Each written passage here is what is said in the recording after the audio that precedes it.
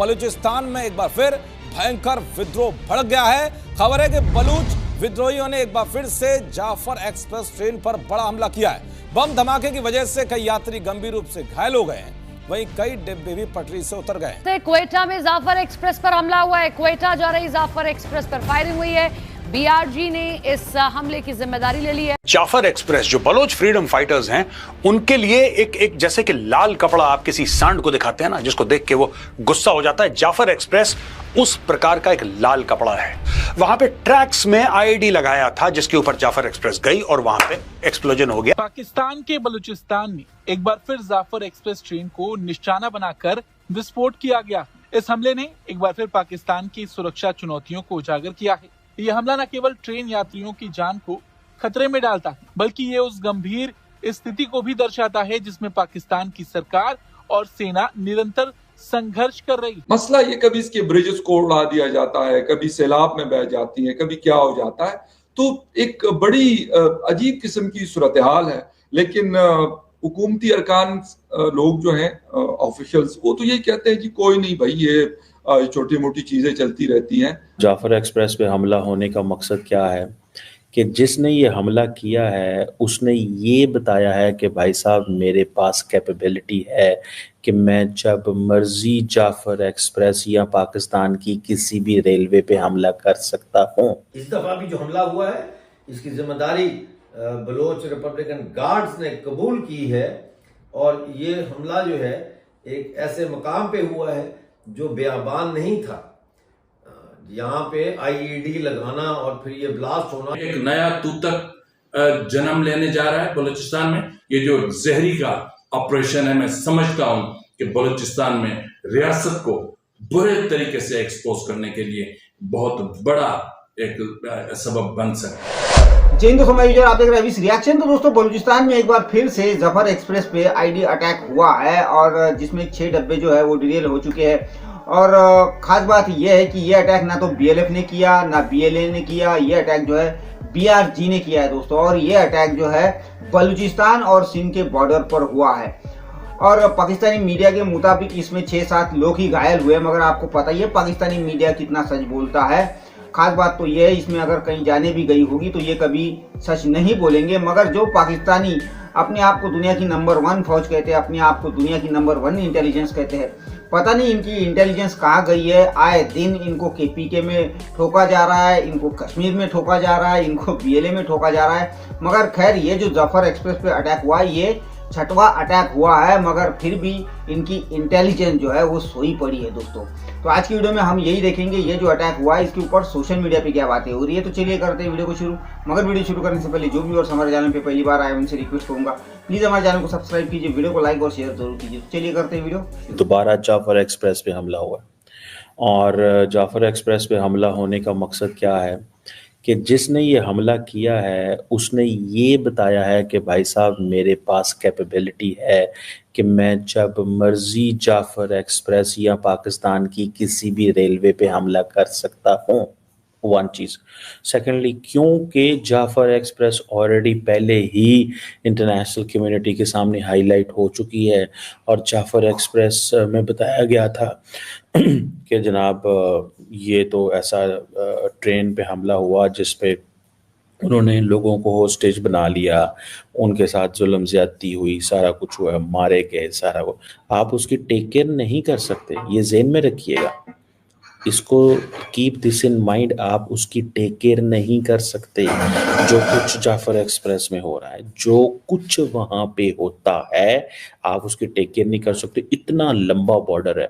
सिंध के इलाके शिकारपुर में ही जाफर एक्सप्रेस पर आईडी हमला हुआ, उसमें 4-5 अफराद जख्मी हुए। लेकिन मैं आपको बताता चलूं कि इसी साल, मैं पिछली मरतबा भी आपको बता चुका हूं कि जाफर एक्सप्रेस में के साथ पिछला महीना देख लेना, एक साथ 2 हमले हुए थे। उससे पिछले महीने हमला हुआ था। तो ये जो जाफर एक्सप्रेस के, अभी मैंने आपको कल के व्लॉग में बताया था कि बलूचिस्तान की सूरत हाल इंतहा से ज्यादा खतरनाक है, बहुत ज्यादा खतरनाक है। ये हफ्ता बलूचिस्तान के लिए मैं कहता हूं कि जहरी का मामला सिर्फ एक तरफ हट जाए, तब आपको अंदाजा होगा कि बलूचिस्तान में क्या चल रहा है। 6ठा हमला, 6 कोच आज के 6ठा हमला हुआ। और ये अब सिंध में क्यों किया गया इसका भी एक रेलेवेंस है, मैं आपको बता दूंगा। और एक नया ग्रुप जो पिक्चर में आया है उसका नाम है बलोच रिपब्लिकन गार्ड। ये नया ग्रुप आया है, ये BLA BLF से जितने भी थे ब्रास थे सब थे, नया ग्रुप आया है। इस नए ग्रुप ने इसकी रिस्पॉन्सिबिलिटी ली है। उन्होंने कहा कि ये हमारी बलूचिस्तान की आजादी के लिए, और हमारा टारगेट पाकिस्तान की आर्मी थी, हमारा टारगेट सिविलियंस नहीं थे। तो मतलब कि ये जो ट्रेन टारगेट की गई ये पाकिस्तान की आर्मी के परिप्रेक्ष्य से की गई थी, सिविलियंस के परिप्रेक्ष्य से नहीं की गई थी।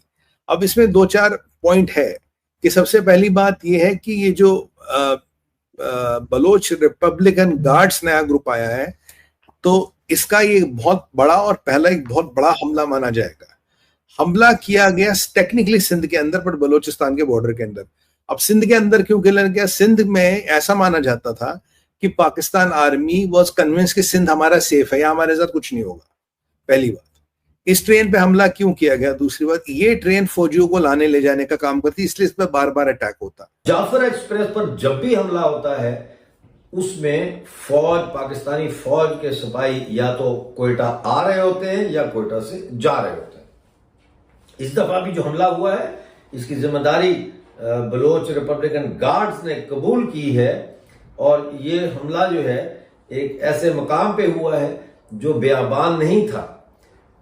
यहाँ पे IED लगाना और फिर ये ब्लास्ट होना, 6 बोगियां उलट गईं, और कहा जा रहा है, दावा किया जा रहा है कि कई जो है वो हलाकतें भी हुई हैं इसमें।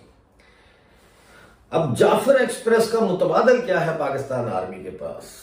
जाहिर है हवाई जहाज है, या फिर अंदरून बलूचिस्तान जहां एयरपोर्ट नहीं है वहां फौजें उतारने के लिए या वहां से फौजों को निकालने के लिए हेलीकॉप्टर्स की मदद ली जा सकती है। लेकिन इस वक्त बलोच संचारों से इतना खौफजदा है पाकिस्तान आर्मी कि वो कई मकामात पर तो हेलीकॉप्टर भेजने की जुर्रत नहीं करते। वो जो बमबारी करते हैं उसके लिए ड्रोन इस्तेमाल करते हैं। तो सवाल ये पैदा होता है कि ये सिलसिला कब तक चलेगा, कब तक जाफर एक्सप्रेस जो है वो बलोच संचारों के निशाने पर रहेगी। इतनी लंबी ट्रेन की पटड़ियां, इतना कुछ है, आप कैसे उसको संभाल सकते हैं? This is not possible. ये होना ही होना है। और ये आज देखें BLA को पता है उन्होंने सिंध में क्यों किया। उन्होंने सिंध में करके पैगाम दिया कि जाफर एक्सप्रेस जो है हम इसको छोड़ेंगे नहीं, लोगों के अंदर खौफ फैलाओ, टेरराइज करो, अमेरिकन इन्वेस्टमेंट को रोको, पाकिस्तान की सिक्योरिटी को कॉम्प्रोमाइज करो। ये बेसिकली तासुर दिया जा रहा है। That is what the meaning is. Meaning ये है कि पाकिस्तान को ये कह दो कि पायन है मुखगेन, ये आपकी जो साइकोलॉजिकली आपको हिट किया जा रहा है, ये साइकोलॉजिकली आपको हिट किया जा रहा है। आपको ये बताया जा रहा है कि आप वाला काम खत्म हो चुका हुआ है। आपने अगर जिसे कहते हैं ना, अगर यहाँ पे जो सिलसिला चलेगा आपका, उसमें आपका कंट्रोल नहीं है इस मुल्क के अंदर। इस मुल्क के अंदर कंट्रोल जो है वो दहशतगर्दों का। दैट इज़ बेसिकली इम्प्रेशन ये दिया जा रहा है।